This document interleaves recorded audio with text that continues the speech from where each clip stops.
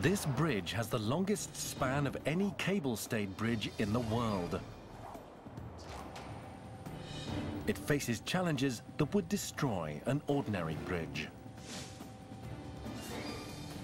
The water is too deep, the seabed too soft, and an earthquake fault line cuts through the middle.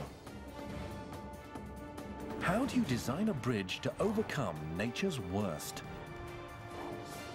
What does it take to build one of the world's mega bridges?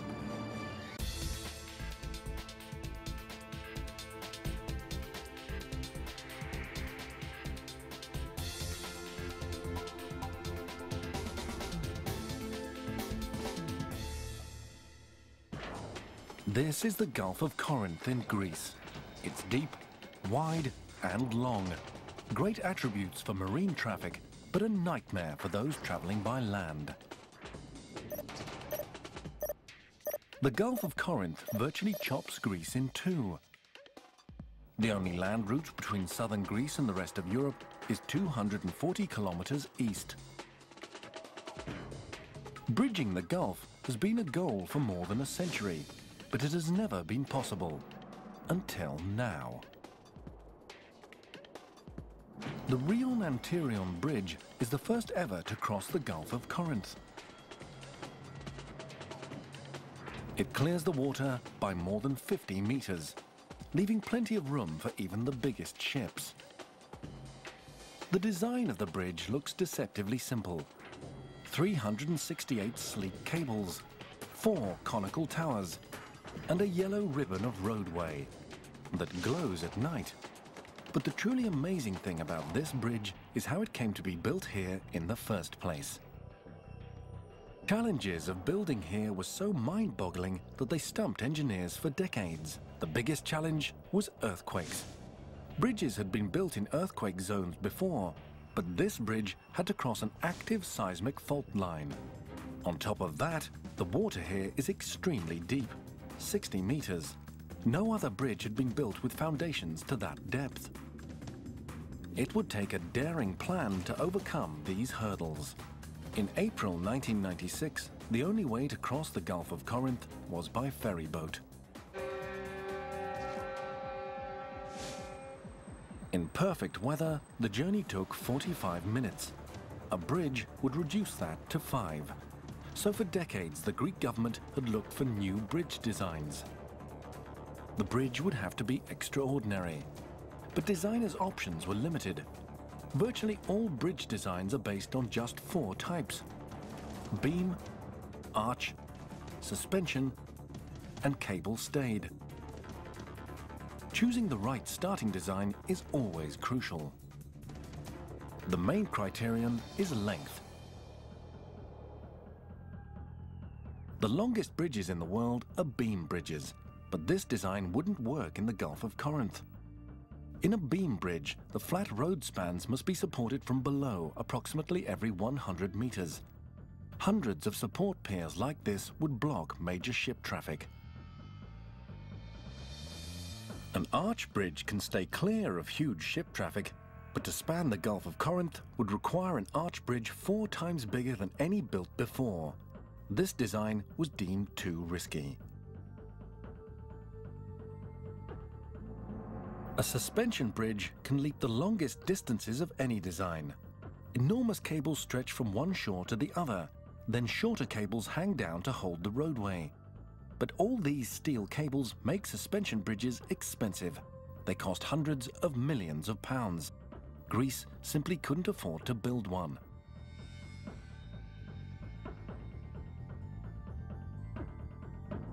This left just one possible option: a cable-stayed bridge.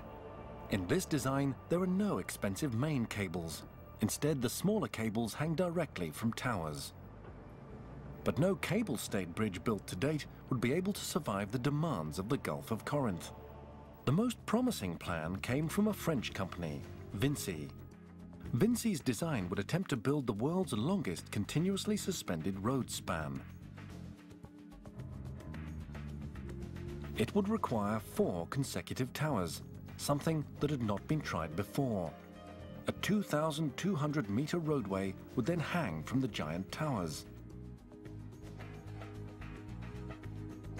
The towers would bear the entire weight of the bridge, so they would have to be planted on extremely solid ground. At 15 meters, they found only silt, sand, and clay. 90 meters down, they still hadn't hit solid ground. There was no bedrock even at 450 meters deep. This was a major setback. Engineers couldn't build record-setting bridge towers without sturdy ground to support them. During earthquakes, the loose seabed here liquefies, which could mean the towers would tilt and destroy the bridge. Vinci's design was not going to work, so the engineers returned to the drawing board and emerged with an even bolder plan. They would strengthen the sea floor by embedding 30-meter-long metal cylinders, hundreds of them under each tower. In an earthquake, these pipes should hold the soil firm. It had never been tried before. No one even knew exactly how to do it, but the plan was convincing, and Vinci won the contract. No sooner had they done so than they were faced with an even bigger challenge. The Greek government insisted that the bridge must be completed within 5 years, or the builders would have to pay huge financial penalties. Construction began in the summer of 1999. The team's first hurdle was to invent a machine to install the soil reinforcement pipes. Each pipe was a massive 30 meters long and 2 meters wide. They needed to drive the pipes with precision, so they required a floating platform that was perfectly steady. At normal depths, builders can use a 4-legged barge. The legs extend to the seabed and hold the barge steady against currents and waves. But this would not be possible in the Gulf of Corinth. The seabed there was too soft and the legs would not reach the deep bottom. So the engineers invented their own platform. They started with a barge called Lisa. First, the crew removed the legs and replaced them with enormous chains. Each chain had an anchor made of concrete slabs, 680,000 kilograms worth. The crew then sailed the barge into position, lowered the anchors, and pulled the chains tight. Now the barge was held rock steady. But having a stationary platform was only part of the solution. They then had to precisely guide the massive pipes through 60 meters of water. To do this, workers fitted Lisa with an enormous frame. The frame held a guide tube that could be moved to exact locations using GPS. A hydraulic hammerhead then picked up one of the pipes, and a crane moved the hammerhead and pipe to the guide tube. Even at the surface, it was difficult to maneuver the 2-meter-wide pipe into position and thread it into the guide ring.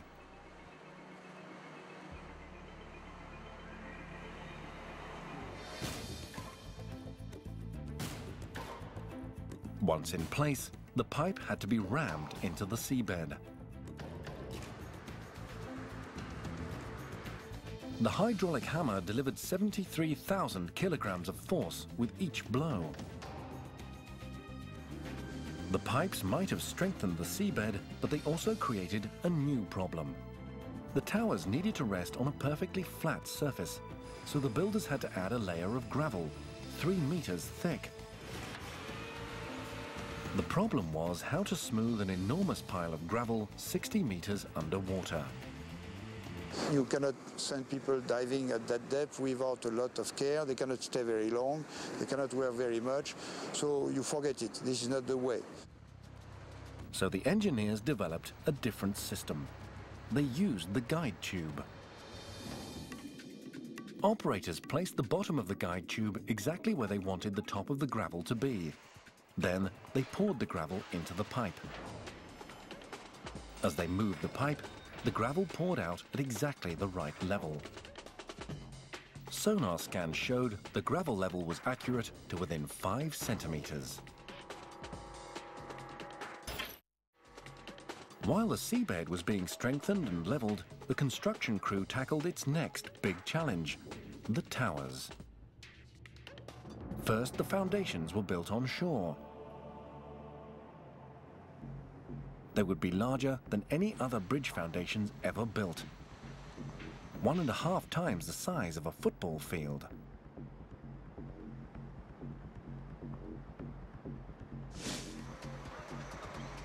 The crew started the foundations by laying down a dense base of steel reinforcement bars. It took close to 2 million kilograms of rebar to make the framework for just one tower foundation. Next came nearly 19 million litres of concrete. But the crew couldn't just pour it on.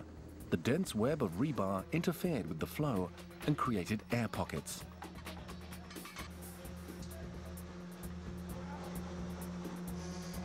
So workers had to force huge vibrating wands deep into the wet concrete to compact it and make it stronger. At this stage, the foundation looked like an enormous flying saucer. But unfortunately, it was far too heavy to fly. The crew was going to have a problem moving it out of the dry dock.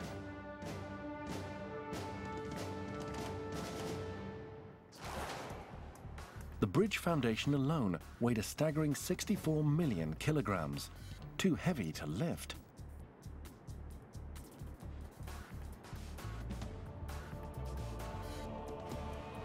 So engineers designed the colossal structure to incorporate 32 air compartments that allowed it to float. In order to float the foundation, the construction area was completely flooded. But even then, they needed an engine with 25,000 horsepower to move it.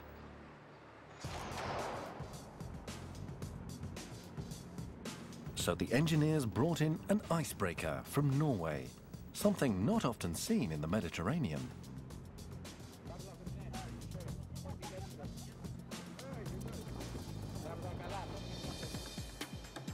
The foundations extended 12 meters underwater.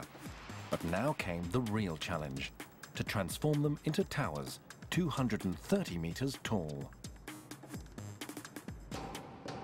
If the workers had built the entire towers in the shallow dry dock, they would have weighed too much to lift.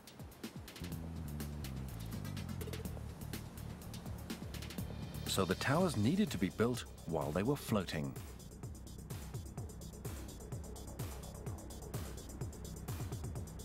As construction continued, observers witnessed endless cement trucks, barges of supplies, and hundreds of workers.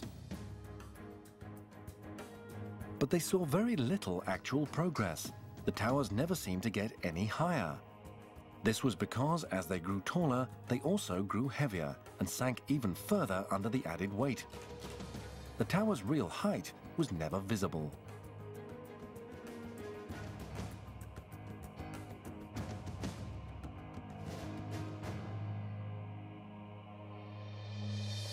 In May 2001, after a year of construction, the first floating tower was ready.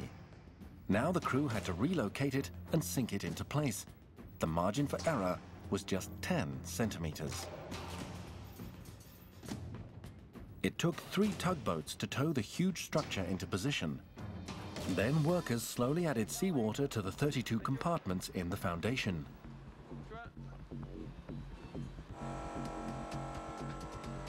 The enormous unit began to sink.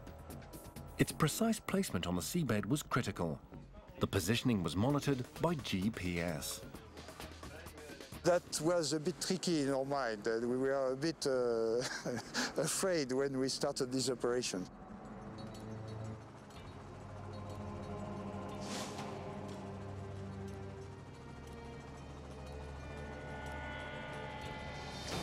Centimeter by centimeter, they lowered the tower towards the floor of the Gulf.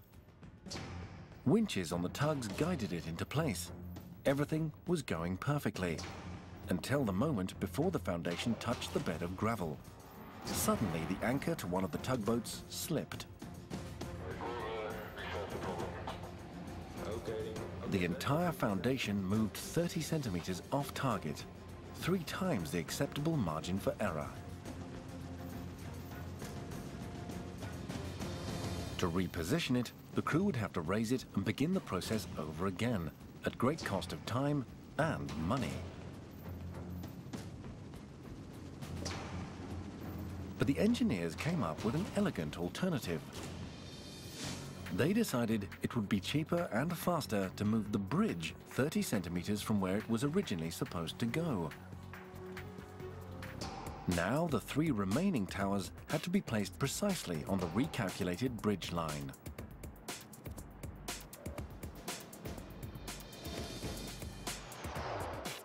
The designers of the towers had faced a troubling dilemma. The towers needed to be strong so they could survive earthquakes. But the more a structure weighs, the more it is impacted by earthquakes. So to reduce mass, the pier shafts were built hollow. Engineers were able to inspect the hollow piers after the bridge was finished via an access just under the roadway.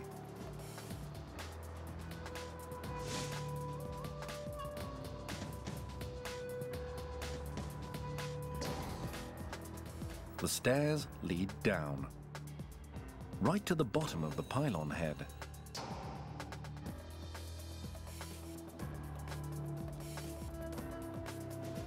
From there, you have to take a ladder, and that leads to hundreds more stairs. But even this is not the bottom of the pier, it's just water level, where a door provides access for outside inspections and fresh air.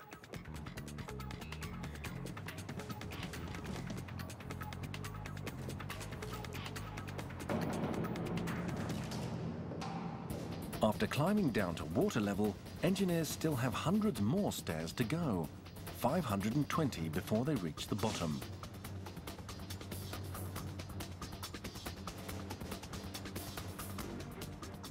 So we're at the bottom of the pier.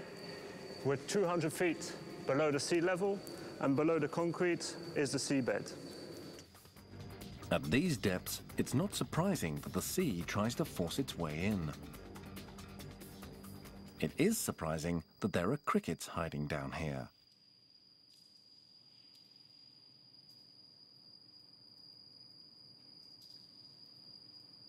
The doorways lead to empty air chambers inside the widest part of the tower foundation.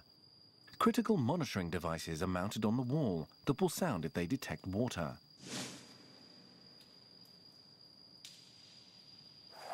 An accelerometer registers the slightest movements of the tower during earthquakes. To help the towers survive earthquakes, engineers came up with another design first. The towers are not anchored to the seabed in any way. They simply rest on top of the 3-meter thick gravel. This means that in the case of an earthquake, the towers will slide on top of the gravel, and the fiercest shaking will not be transmitted to the other parts of the bridge.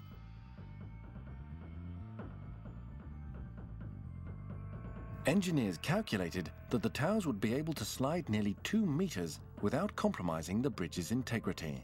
That was beneficial to the structure because when sliding, you were in a way cutting off the maximum stress in the structure. With each pier in place, the engineers were now ready to build them another 164 meters high and hang 2,200 meters of roadway from them. The finished bridge was going to weigh far more than the towers did now. And this added weight would make the foundation sink into the seabed. But no one knew exactly how deep. It could mean disaster for the finished bridge. So the engineers had to force the towers to settle now by making them thousands of kilograms heavier. To do this, they used seawater to completely fill each pier. The plan worked, and the water caused the foundations to finish settling. Now engineers knew they would be stable when the bridge was completed.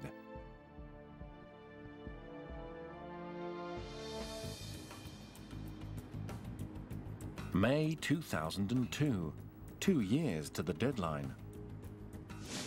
Each tower was a major construction site, with barge after barge delivering huge quantities of concrete.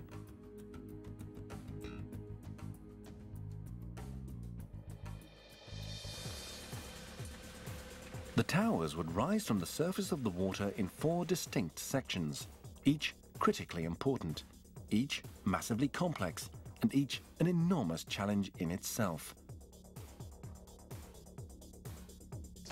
First was the octagonal pier shaft. This supported the pier head, an inverted pyramid that served as the base for the 4 pylon legs. The enormous legs met at the pylon head, which in turn supported a massive metal bracket where the cables were attached. The success of the entire bridge depended on the structural integrity of all these elements.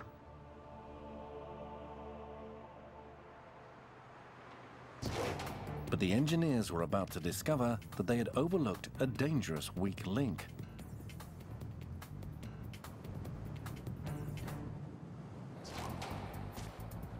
Because the Gulf of Corinth covers an active seismic fault line, engineers had taken care from the start to ensure that the new Rion-Antirion bridge was designed to withstand earthquakes.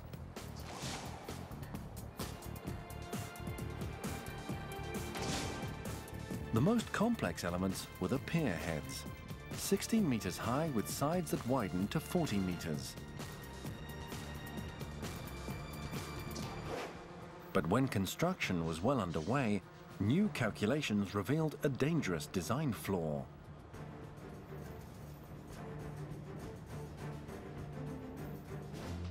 An earthquake would subject the narrowest point of the pier head to forces greater than originally anticipated. As currently designed, the bridge would not be able to withstand them. It was too late to redesign the tower, but not too late to increase the strength of the pyramid. The engineers added vast quantities of rebar, more than at any other part of the bridge, until inspectors were satisfied that the piers were strong enough. Construction was now able to continue as originally planned. The next stage of construction was an extremely vulnerable one. The engineers had to take extensive precautions while building the 4-legged pyramid. The completed pyramid would be rigid, but while it was being built, before the 4 legs converged at the top, the unconnected parts were dangerously weak. In the middle of the strait, we have a fault line, and you have to take into account an earthquake while you are pouring concrete, while you are putting something down with a crane. So this is very difficult. If an earthquake had struck during construction, the legs of the pyramid could have moved, crumbled, and crashed into the sea. Most structures need bracing during construction, but here the contractors took the idea to a new level. 4 massive cross girders braced the legs at 4 different levels, a total of 16 gigantic cross beams. It was an enormous amount of scaffolding to erect, and it was all temporary. It would be removed again once the pieces were in place.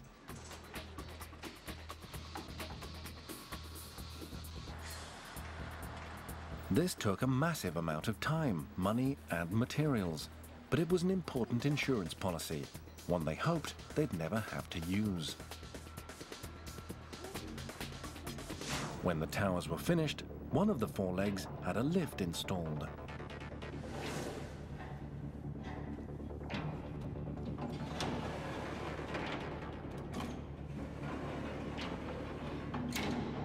But even with it, the journey to the top was still arduous.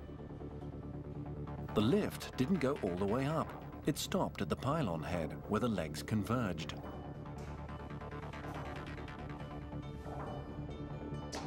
The pylon head has one of the most important jobs on this cable-stayed bridge.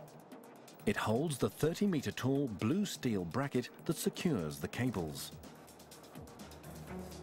The entire load of the roadway is anchored here through the cables.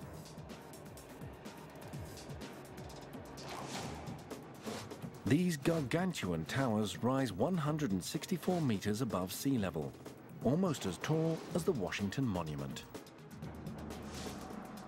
But there's another 63 meters hidden under the surf, making the towers significantly taller.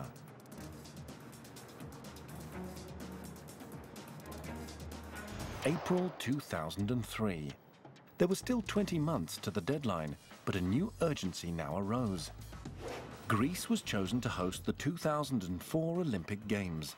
If the bridge could be ready 5 months early, the Olympic flame would be able to cross it on its way to Athens.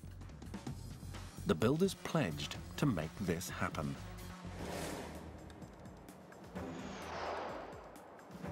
Workers fabricated the roadway sections on shore.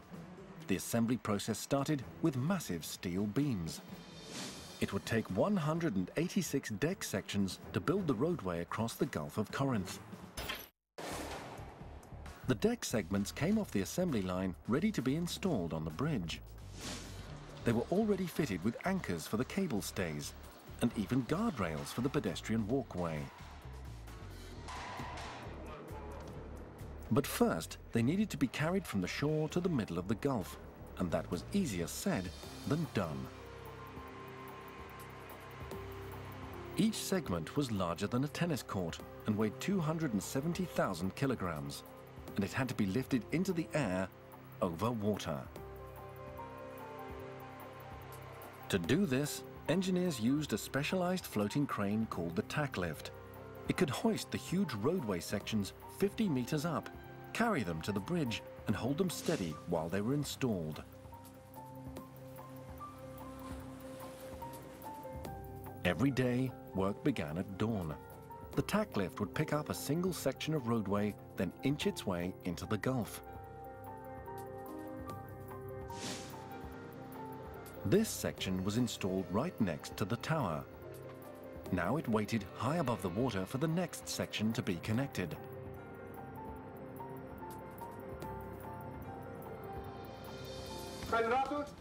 As the tack lift approached the bridge, one of its Dutch crew relayed directions. The captain guided the barge closer and closer until the new section approached the existing roadway. Surveyors used a laser to ensure accuracy to the millimeter, but they encountered a problem. The wind was too strong, and even the tack lift couldn't hold the span steady. They had to wait for 2 hours.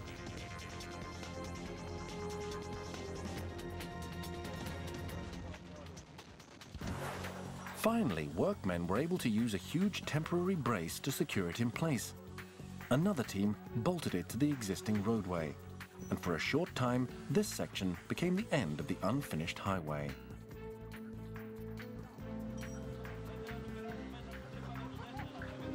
Once the crane had backed away from the bridge, a cable was attached to each side of the new deck segment. The other ends of the cables were anchored to the bracket in the pylon head.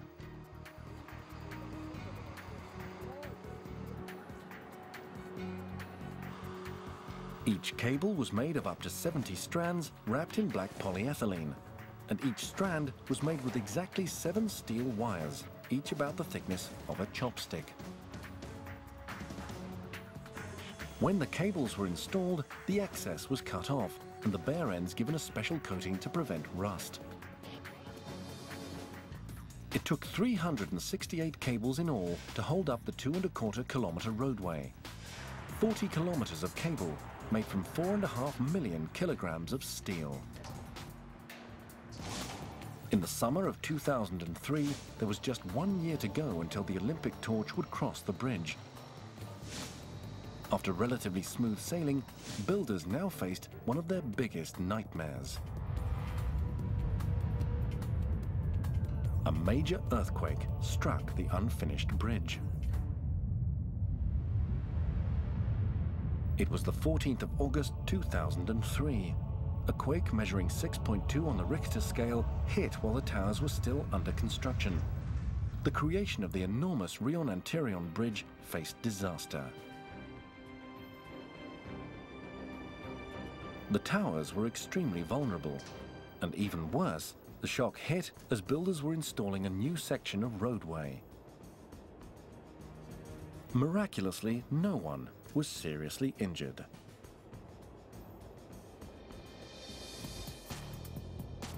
When the dust had settled, all parts of the bridge were still standing.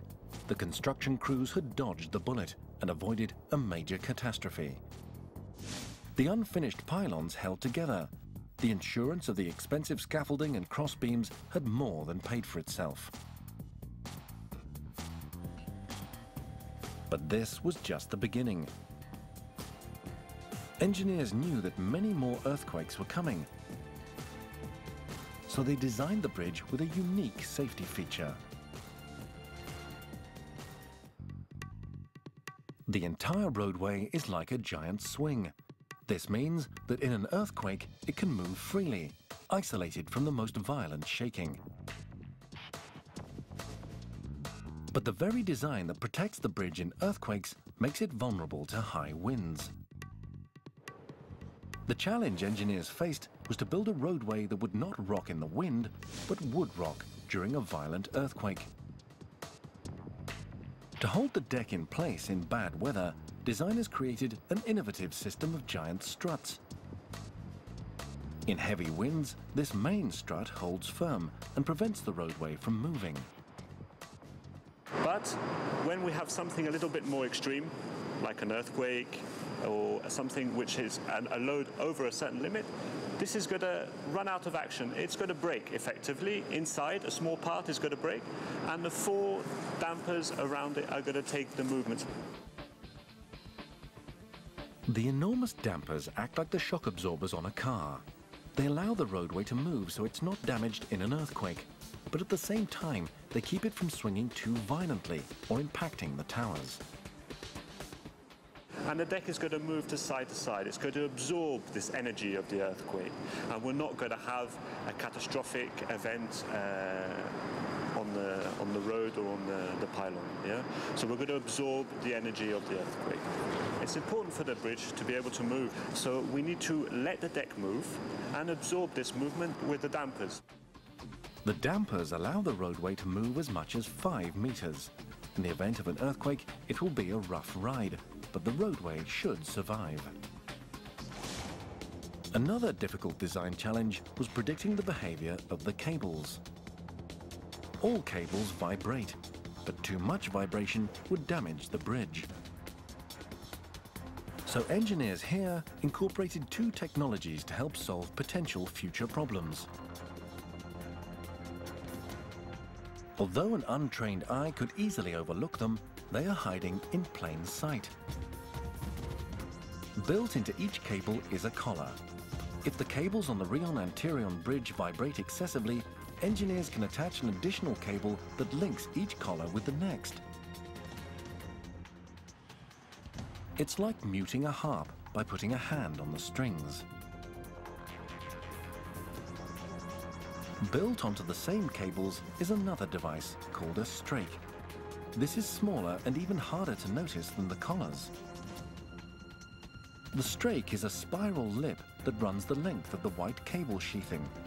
It looks like decoration, but it plays a key role in the longevity and safety of the bridge. This was a lesson a bridge in Texas learned the hard way. The Fred Hartman Bridge in Baytown is not as big as the Rion-Antirion Bridge in central Greece. The main span is 380 meters, not 2,200, and it spans a river, not the Gulf of Corinth. There is no active seismic fault line here, and no excessively deep water. So it was a surprise when the Fred Hartman's cables began to misbehave. And not just a little. The cables were vibrating so much they began to tear the bridge apart.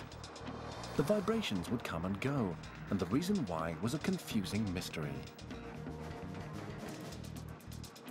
In good weather, there were no problems. In high winds or in pouring rain, there were no problems. But mild rain and a mild wind coming from just the right direction spelled disaster. It took endless observation and wind tunnel tests to work out why. It turned out that in mild rain, a tiny stream of water would run down the cables.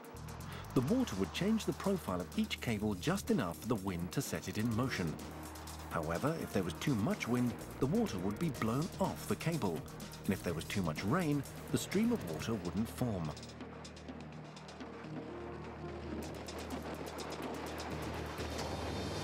But the designers of the Rion-Antirion bridge didn't have to worry about mild wind and rain. Rainwater wouldn't be able to run straight down these cables because of the simple raised lip that spiraled around them. By spring 2004, the new early August deadline was fast approaching. If the Olympic flame was going to cross the bridge, all the deck segments would have to be in place. In May, with time to spare, the tack lift transported the last section of roadway from the staging area to the bridge line. The contractor's efforts finally paid off. Greek authorities saw the Olympic flame cross their spectacular new bridge. A week later, the bridge opened to traffic, 4 months ahead of the original deadline.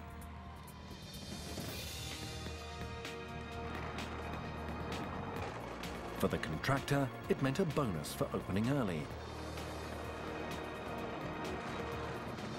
But work on any bridge is never really finished.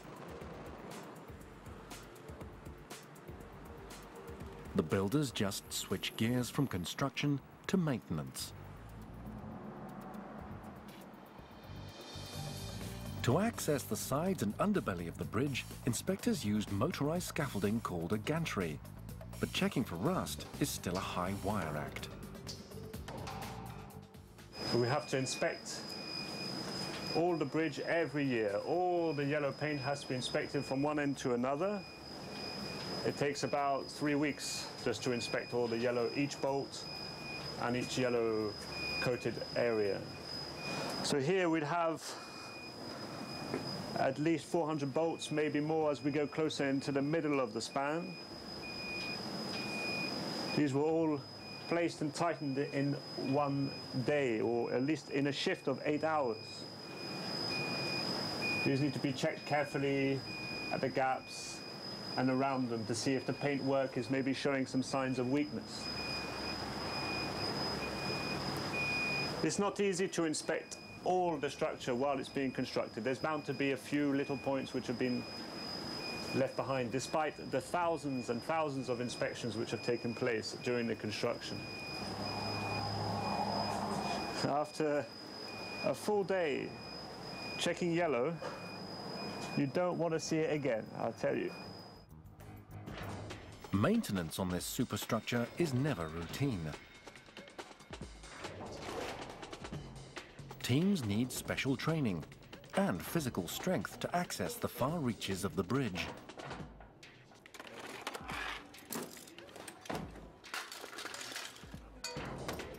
From the top of the towers, the view is spectacular.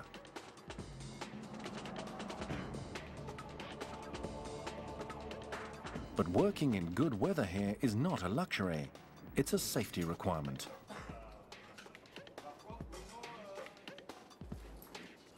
Even a small mistake could be deadly.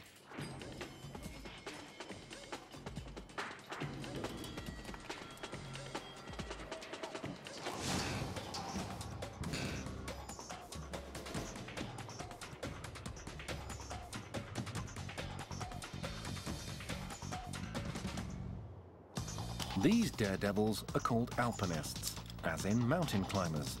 They're specialists in bridge maintenance, flown to Greece from France by the bridge construction company.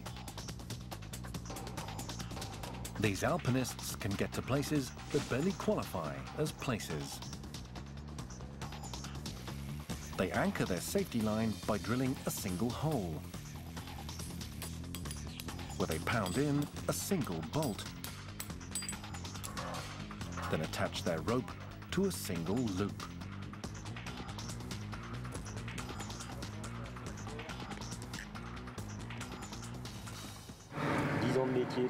10 years of this job, and I'm still scared up here. When the alpinists reach the cables, they hang from rollers.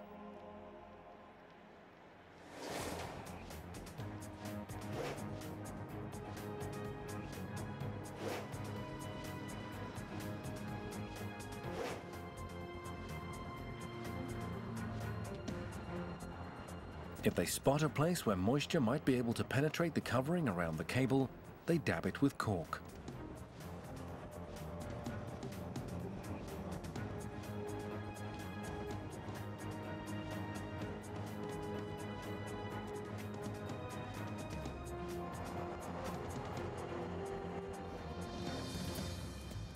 Generally, they start at the top and work their way down.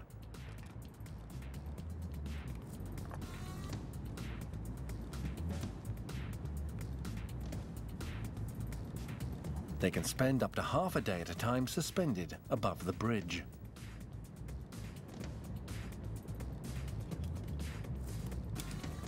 They repeat these trips for months until they've checked all 368 cables.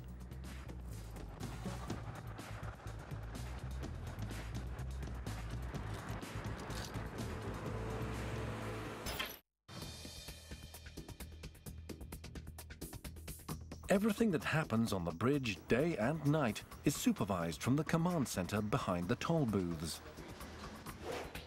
Operators can see everything that's going on. Can you please check for that stopped car? Use the 52. But more importantly, they can monitor the vast network of cameras and sensors installed all over the bridge. There is too much information to watch all at once, so computers help by constantly evaluating the cameras and data. When a computer spots potential trouble, it alerts operators.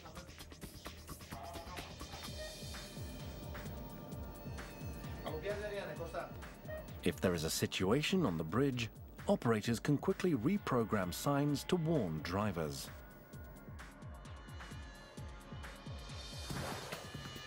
The Rion-Antirion bridge faces a combination of challenges that no ordinary bridge could survive. Strong earthquakes, exceptionally deep waters, fast currents, and weak seabeds. And added to these dangers are the risks that every megastructure faces. One of the most heart-stopping of these is lightning.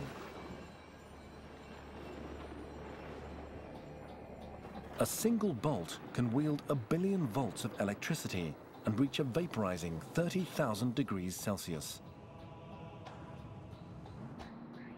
Lightning loves metal and seeks out the highest point around, so bridges are often a prime target.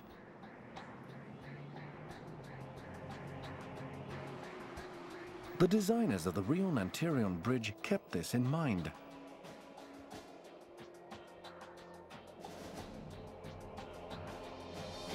A bridge's best defense against lightning is a lightning rod. This provides a path of least resistance for the lightning. On the Rion-Antirion bridge, rods are connected to metal ribbons that guide lightning bolts around the bridge and down to the sea. An electronic monitor on the tower records each time lightning strikes here. The engineer slides a magnetic key and a red light flashes once for each strike since the device was installed.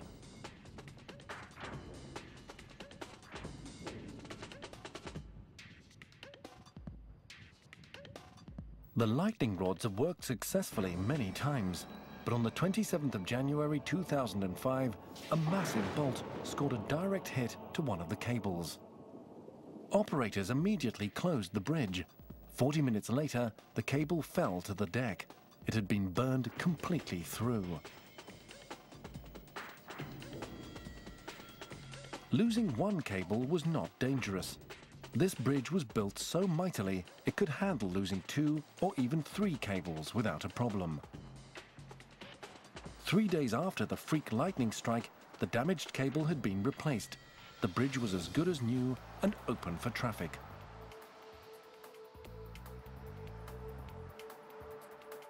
The quick repair was yet another triumph for the builders of this mega structure, and it remains a source of pride for everyone involved.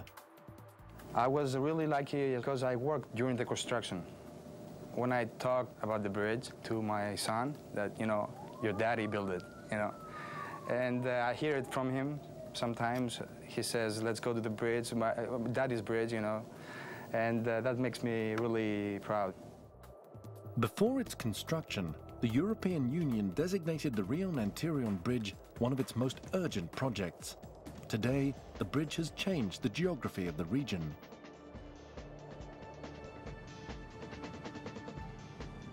Transportation and commerce have been enhanced across Greece and all of Europe.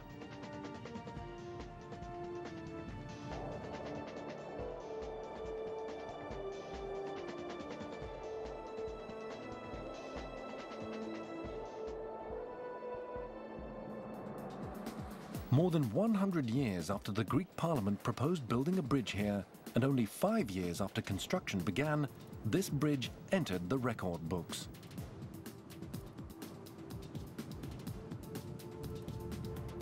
It is the longest cable-stayed suspension bridge in the world, with the longest fully suspended continuous deck, 2,200 meters. It has the world's largest bridge foundations and the deepest, sitting 60 meters under the sea. Innovative engineering allows the Rion-Antirion Bridge to survive where other designs would fail. It stands as one of the world's mega bridges.